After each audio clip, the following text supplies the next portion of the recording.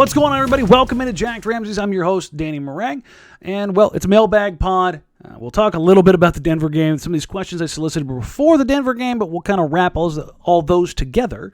If you're new here, welcome. Thank you. Appreciate you. You picked a weird time. I'll say that. But welcome nonetheless. Appreciate you. If you're a first time, long time, whatever in between, please like, rate, review, subscribe, do all of the things that you do for podcasts. We're available wherever you get podcasts. If you're watching this on YouTube, or if you want to watch this on YouTube, we're available on YouTube. Just search youtube.com/Danny Marang, or search Jacked Ramsey's, I should say. If you're watching on YouTube, please click the subscribe button. We're trying to get to 2,000 by the time we get to Thanksgiving. We are trending there. We're trending up. Trailblazers, not trending up. Trending down, but without further ado, because we have a truckload of questions, let's get right into it. Sam Esfandiari, fan of the show. First time, long time. Hey, first time, long time. What white American center will Neil sign after Cody Zeller doesn't prove to be the savior? Sam going right for the jugular. For those who don't know, Sam Esfandiari is the host of another Blue Wire podcast, Light Years podcast for the Golden State Warriors. Great podcast if you want to hear a podcast from some guys covering a team that knows what they're doing right now. Crap. I'm in a kind of mood. I'm recording, obviously, after Sunday night's Nuggets game, where everything's just kind of coming together, and it's bad vibes time. It's Chauncey's post-game comments, which I will hit on here. They aren't in the questions, but I'm going to hit on them anyways. But it's just not great. Whether it's the basketball, whether it's off the court with Neil Olshey, it's just not great right now. So without further ado, let's dive into it. Sports Outsider at Sports Outsider. Would public perception of the roster change dramatically if the Blazers go into Denver tomorrow and blow out the Nuggets 15-plus points margin of victory? Thanks, fellas. Keep getting those subs. First of all, Sports Outsider, appreciate the question. Appreciate the support. What if I said that your question was, if it was asked the other way, would it further drive home the fact that this roster is not in a good place? I don't think a 15-point win would have changed anything. I know some people got really up in arms and excited about the Trailblazers after they beat the brakes off the Suns, and Downer Danny was right there on top of it going, well, I don't know. I think Downer Danny might have been right. Yeah, I don't think there's a world. It would have been putting lipstick on a pig. Changes need to happen, and that kind of leads into the questions, or the answers, I'd rather say, from Chauncey Billups tonight, where when asked about potential changes and things going on, there's a lot to be decided or discussed or kind of gone through, and I don't think there's any amount of victory over the Nuggets that was going to change that. They need to look better. They need to not just win. Like, winning can cover up for a lot of sins, but they need to do more than just win right now. Like, they need to look good. Like, style points matters right now. Like, they need something to feel good about. It's just not great. Speaking of things that were not great, obviously I paid up the bet, and everybody wanted to ask about the chip. I'll hit that here in the beginning of the podcast so we get it out of the way. I'm feeling just fine. The amount of dairy I needed to take down the heat was certainly more detrimental to my health than the chip itself. The chip sucked. The 3 ice cream sandwiches and 2 glasses of chocolate milk that I needed to subside the heat proved to be more taxing. So, but that said, I'm a man of my word, and I paid off my bet. So there it is. Lisa McNish, if the team is sold, what are the chances the new owner could move the Trailblazers out of Oregon? Lisa, I don't know if you're trolling or not, but I'm going to take this as serious because I did address this specifically in I believe in the post game the other night. The team is never moving away from Portland, barring like a societal collapse. The team is not leaving Portland. The NBA wants to grow. They want to expand, not move teams. Now they might move teams in conferences. That could happen. They could move the Pelicans out of New Orleans because, well, that's its own weird thing. But as far as a team going to Seattle, I don't think they're going to move a team to Seattle. I'm very, very much of the mind that they are going to have an expansion team in Seattle and another one in Las Vegas. I think those are the two that have been most discussed and been kind of greenlit by the league. So, while the team might be sold, and it should be, I do not fear them moving, and it is never something that crosses my mind unless somebody asks. It's just not something I worry about with this team at all. Ricky Bell's 90, Ricky Eddie Guerrero. Shout out Ricky and his wonderful food. What are the odds that the interim GM that finishes the year after Olshey gets canned just says F it and swings to the fences at the trade deadline? Clears house outside of Dame, or do they play it safe? I would imagine that this is obviously presupposing that Neil Olshey is going to get fired, canned, released, retired, forced out, whatever you want to call it. He gone relatively soon. The names that I keep hearing are Danny Ainge, Dennis Lindsey, Tayshaun Prince, and Chad Buchanan, formerly of the Portland Trail Blazers. I like all those candidates, and I like how those candidates have looked in the past in their GM roles for the most part. Ainge's public stuff is kind of like, it gets tiresome as far as being in every trade. I guess that's different than being in no trades, so there's that. That's the, getting to the other side of the bell curve. And then Tayshaun Prince, I've heard nothing but good things about as far as how hard he works with the Memphis Grizzlies. With that all being said, I believe that whoever they bring in is going to have a prerequisite guidance of real moves need to be made. Whether that damages trade value, probably will be considered. But CJ, Nurk, Cove are the three primary guys that should be gone. And I do believe they will swing for the fences. Because they're going to have some leash. Because they're going to bring somebody in who's going to form the foundation alongside Chauncey Billups in his 5-year contract until either the team is sold or those contracts run out. So they're going to have a fair amount of time to play with, probably 3 to 4 years. So that gives you one real swing for the fences and see what you can do alongside Dame. And then if that doesn't work, then you have the nuclear option come next summer if you don't see something growing a little bit with whatever moves you make. So I am of the mind that they will make real moves between now and the deadline. I believe one move will happen before then. But yes, I do believe they will not, and they cannot play it safe. So JL Blazer, do you think Olshey survives this? Is that just odd that he's still with the team and Blazer staff? I think the only reason that he's still with the team is because they're looking for absolute certainty so they don't have to pay him. From everybody I've talked to, they gone. So, Xander Brown at Mr. _Z Brown. Give me your guys' Deadpool dates for Olshey getting unceremoniously and deservedly thrown out of his ass. I'll start with Thursday, 11/18. What's Tuesday's date? Does that make the 16th? Throw me down for Tuesday. They're having the interview with him on Monday. I would imagine after that it's probably pretty quick. Tyler Cornwall at Tyler Cornwall 31 with the CEO leaving and Neil probably on his way. Also, is this time to get a little nervous about the team setting the let's rebuild from scratch button?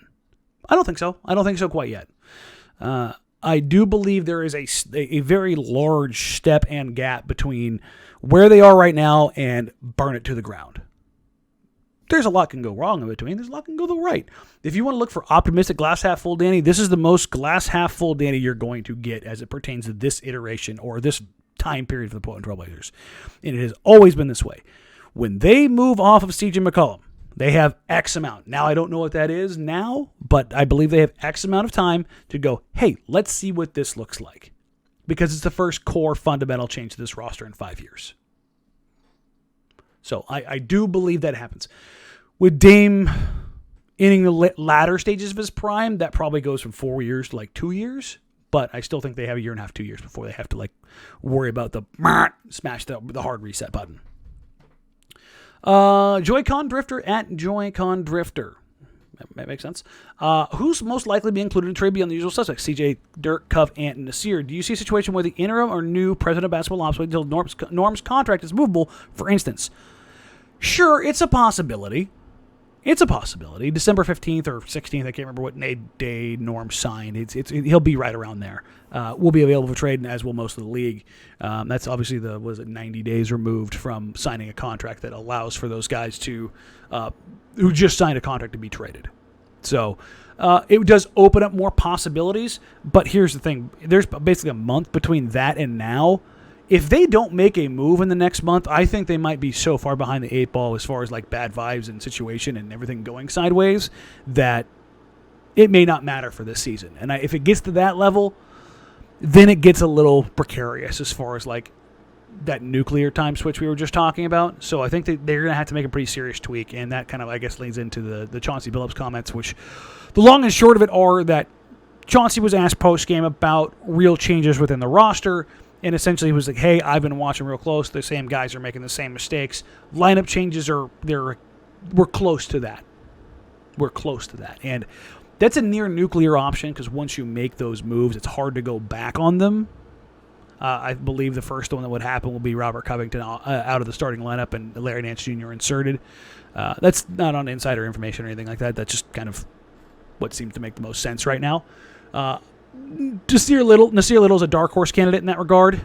Nurk probably should be looked at, for being honest. But that's like, I don't know if you can come back from that at all. So, start smaller, work your way up the ladder. I think that's probably the best way to go about it. Dave Myers at DEM1976. Is this the worst period of time in franchise history? Not hyperbole like the post-2000 pre-Brandon phase was rough, but the dysfunction feels peak, right? No. I read that when I first read this, I talked about this in the post-game. I thought you were talking about like post-Brandon era, like worst time period. This is the worst time since then, and it's definitely the worst period since then, and probably the worst time period since the Jailblazers. But the Jailblazers, as far as like vibes around the team, nobody was going to games. Nope, that was the worst. That takes the cake. There's no doubt about it. But as far as like feel good, enjoyable watch, like it's not like hate watching this team, but it's pretty damn close because the promise of this team is just so limited. It's not a bunch of young guys, really. That's why I think you see, whether it's beat reporter Jason Quick tonight tweeted out, hey, it's really fun to watch Ant, it's really fun to watch Nas, and probably Norm, but beyond that, it's kind of hard to watch. When you've got people who have watched this team for a very, very long time, all like kind of on the same page, like, yeah, the young guys and Norm and like maybe Nance, like that's fun. That's cool. But everything else, this sucks. That's a bad look, bad vibes. Because normally we can all find something. It's just like, oh yeah, no, it's like not my favorite, but no, this is cool. And I think it's been building towards this over the last couple of years because just, again, that core change hasn't been made. But as far as the worst period in franchise history, no. Jailblazers era was the worst time in franchise history, both on the court product and off the court stupidity. So. Neil's all-shaded, emaciated sense of shame at the Nason. It's a great precursor name. What's it going to take to get Danny to at least apply for the GM job if it comes open? Listen, I know Dwayne Hankins. He's not going to take my call for that GM job. He's obviously not making that call. That's just me making a joke. But I know a lot of things about basketball. But if I'm being totally honest, if I worked for a team in the NBA, I don't think I'd want to be a GM. As much as I fancy myself an armchair GM, I would much rather work in the back room and do scouting, do analysis, do film work. Be an assistant GM? Cool. Be a player personnel guy? Absolutely. Be the actual GM? You guys don't actually know how abrasive I am, really, so I dial it back for this. But in all seriousness, like, listen, if I ever had an opportunity to work for a team, that's probably what I'd do. What I'd like to do is work in a back office. So, Logan Euchre, do you guys have a good level of optimism right now, or is it pretty shaky right now? This was, again, pre-Nuggets game, but even then, it pretty much just kind of the Nuggets game cemented kind of the stuff that I was workshopping in my head. Like, for all of the, like, hand-wringing of like, I see some stuff changing. I see some real commitment. I see real buy-in. Boop. No, you didn't. No, you didn't. That's cool, but no. The head coach just called out starters. You didn't see it. Like, as much as it was like you wanted to believe, and I totally get that, and I respect it, but it was never there. And that's the part that sucks, to be honest. That's the part that sucks. Because it was all fake. It was all smoke and mirrors. And that's a really crappy place to be, if I'm being honest. And I think that's why so many people are kind of like, I don't even want to watch this. Because you know that there's no real buy-in right now. And to be clear, I do not believe that falls at Chauncey's feet. I don't. I believe he was handed a live hand grenade. It wasn't a product of the roster. It was a grenade that Olshey was like, hey, here you go. Lob it up. End of the shot clock. Figure it out. So, in that regard, No, I'm not real optimistic. This team needs a kick in the ass. Plain out. Ian Fowler, if this year's Blazers were a traffic signal, what kind would they be? Yield? Olé! Let everything through. Because I don't think there's a downer traffic signal, is there? I'm trying to think. Is there there's like a sad air horn, but it's not a traffic signal. Womp, womp, womp, womp. So, Dustin Wilshire with a very Miss Cleo tweet here. Dustin Wilshire, at Dustin Wilshire, next few games, who you put money on as the next opposing bench player to have a career night and why? Name a nugget. That should have been the way. They were the third worst three-point shooting team in the league coming into the game, and they took over 43s and they hit over 50%. Yikes, dog. Yikes. It's a bummer. Redcoat Turncoat, at Redcoat Turncoat, do you buy the new coach, new systems? Excuse the Wizards and Magic seem to have figured out their new systems. Let's take a look at the Wizards. Got rid of toxic player. Oh, yeah, let's see. They moved out a toxic player and got some guys in who wanted to play some basketball. And lo and behold, they look better. Shocking development. The Magic got Mo Bamba to be healthy and buy in and, care about basketball. But they also introduced a bunch of new young talent. Weird. It's like frustrating. So, no, again, this is the same reason why I wasn't beating Terry Stotts over the head with stuff. It's like he's kind of cooking up something relatively decent for what he's been given. I think Chauncey's doing just fine considering what he's been given. You can only cook with the ingredients you have. And he's not out there with filet mignon. So, Taryn Benedict, at Taryn Benedict. Listen, I love it when the name matches the at. It just makes it so much easier. I have very unimportant, but maybe extremely necessary question.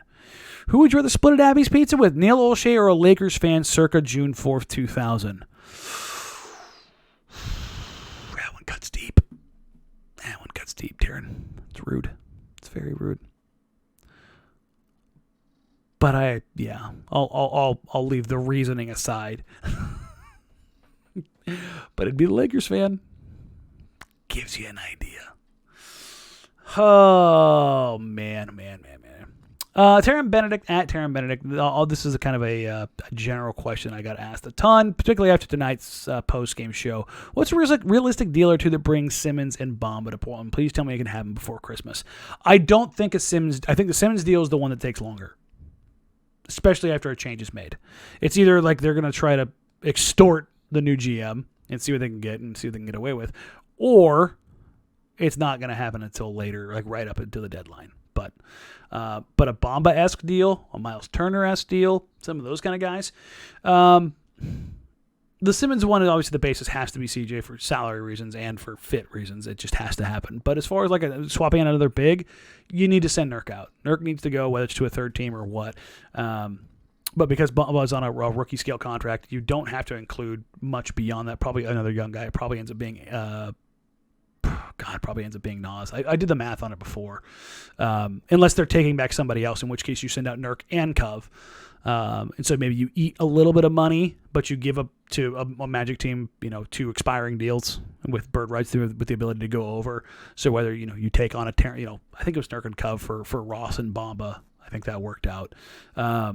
But I have to start asking around and see kind of what comes back as far as projected value, as far as how that kind of plays out. Brew Jones, at Brew J. What is McCollum's actual trade value 1-for-1? How much longer do we have to watch this bleep show?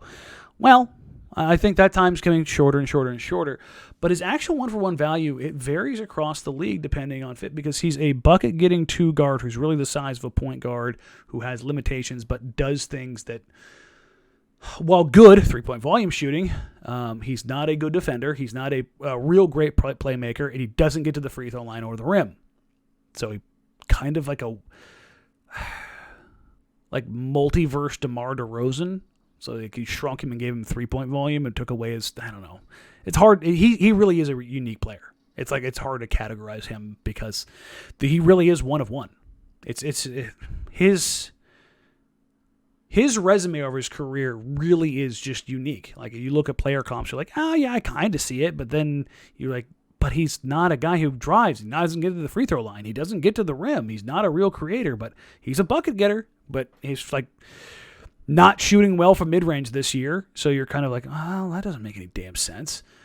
And on the flip side, he's taking more threes and he's just shooting the living hell out of the ball. So trying to peg that down is a difficult thing. The trade somebody suggested last year was CJ's 1-for-1 value was like Marcus Smart and 2 firsts. And I was like, really? But again, it kind of makes sense because Marcus Smart's another unique player who you're not like, oh yeah, he does all of these things well. He's like, oh, he's a plus defender. He's a wonky fit offensively. He's a solid creator. He's physical. He does, but he's also limited, like in who he can cover, kind of, because he's shorter. So it's that, or you find like 2-for-1 deals. And again, this is about what is 1-for-1 is. 1-for-1 is just kind of hard to peg down. So, Scott PTB30, rank these players as a fit next to Dame. I don't necessarily think Portland has a chance to get them, just a thought exercise. And he listed Brandon Ingram, Jalen Brown, Ben Simmons, and Pascal Siakam. So I think most of this depends on who else is around them, but I'm going to kind of go in a quasi world of like either a floor spacing big like Turner or Nurkic. That's the world that I'm operating in. And in any case, Ben Simmons is going to be number 1 because he's the best player in this list, in my opinion. And that's going to upset some Jalen Brown people. That's fine. But he's a god-tier defender. He's a fantastic playmaker. And he's a 6'10 freak athlete who can literally play 1 through 5 defensively. I value that alongside Damian Lillard.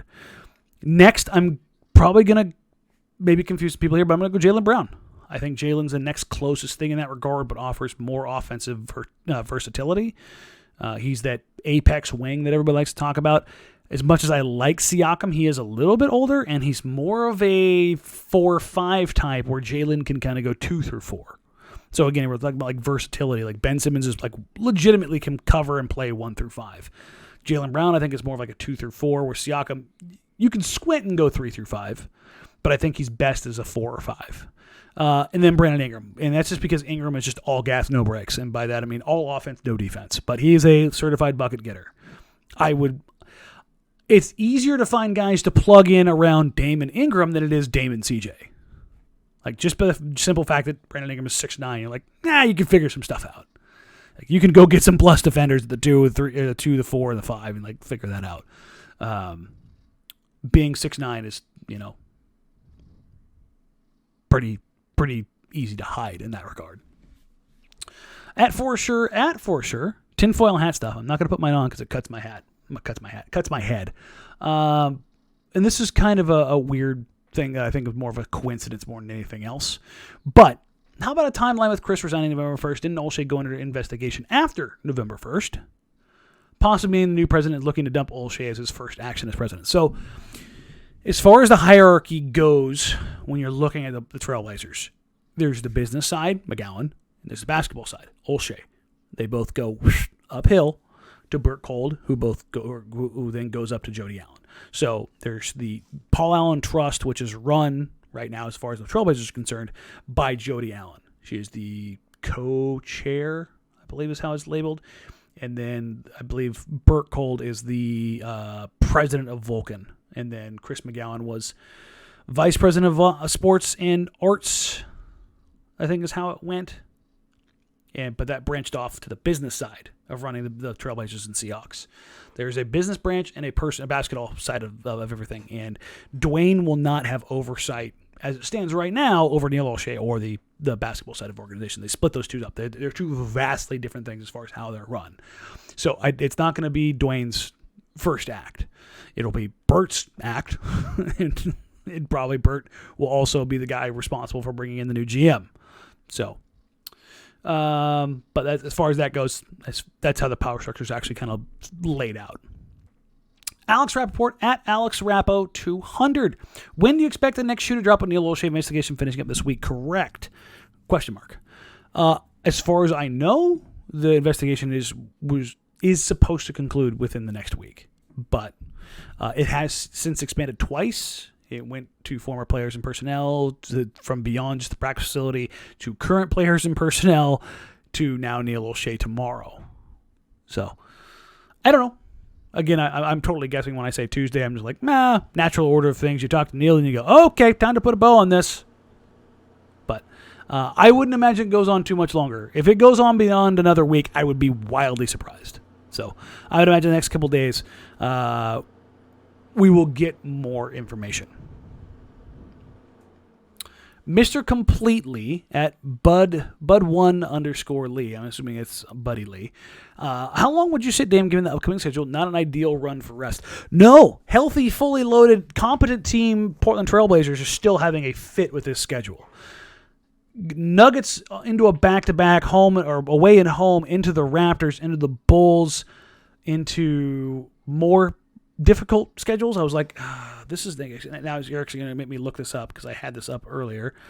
So it's the Raptors and then a day off, and then the Bulls, then a day off. Excuse me, they finally get their 2 days off, and then they get the 76ers again.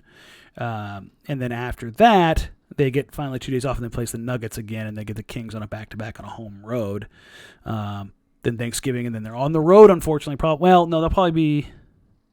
No, they're at the Kings, so they'll be on the road for Thanksgiving, which is a bummer for the team. And then Then they play probably the hottest team in the league after Thanksgiving. After your road trip Thanksgiving, you play the Warriors, and then the Jazz, and then you get the Pistons. Yikes, dog. Yeah. Listen, I don't expect Dane to miss any more time. I think he should sit out a week or two. But it's Damian Lillard, man. The dude doesn't sit. You love him and you hate him for it. Like you wish he'd take care of himself. But at the same time, you gotta respect that he's a warrior, he's a trooper, and it's like, ugh, God. Ambient Marmalade.